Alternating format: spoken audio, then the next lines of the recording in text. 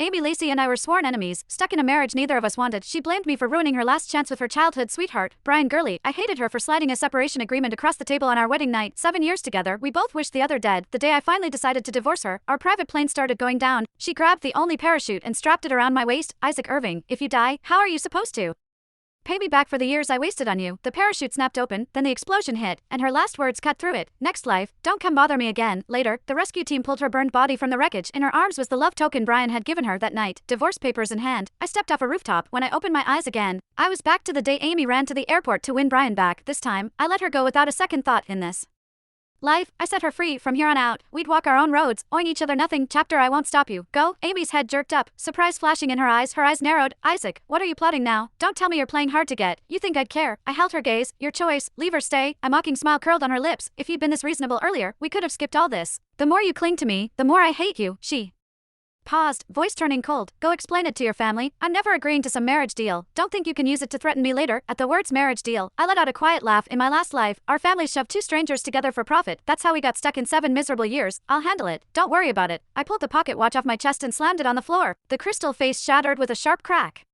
This was the engagement token our families agreed on. Now it's broken. You're free. In my last life, I dropped to my knees at the airport, begging her to stay. I even pulled out that pocket watch to threaten her. If the Lacey family broke the engagement, they'd be the joke of the business world. So Amy caved for her family's reputation and left the airport with me. A few days later, the news said Brian had died in a riot overseas. She hated me for 7 years because of it. If I hadn't stopped her that day, maybe she could have convinced Brian to stay. Isaac Irving, you're a murderer. Every time I see your face, I feel sick. Even if I die, I could never love someone as disgusting as you. I'd heard those words more times than I could count. I knew she married me just to get back at me and make one thing clear. Her heart would never be mine. Years of cold cruelty wore me down. So I promised her one last trip before filing for divorce. And yet, the woman who hated me to the bone.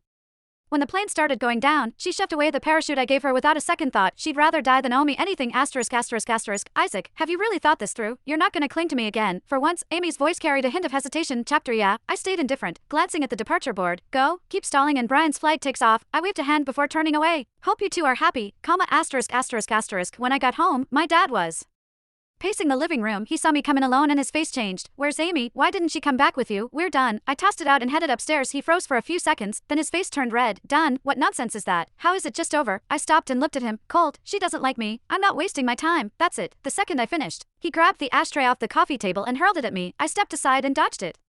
He rushed over and grabbed my collar. Our families set this engagement 20 years ago. You think a business marriage is a joke. You don't get to call it off whenever you want. Trying to make this family the laughingstock of the city. I let out a cold laugh and shoved his hand away. You're so desperate because the company's 30 million in the red. You're counting on Amy's dad to bail you out. I'm not your bargaining chip. Let it go. First time in years I'd ever talked back, he snapped. And kicked me hard in the chest. How did I end up with a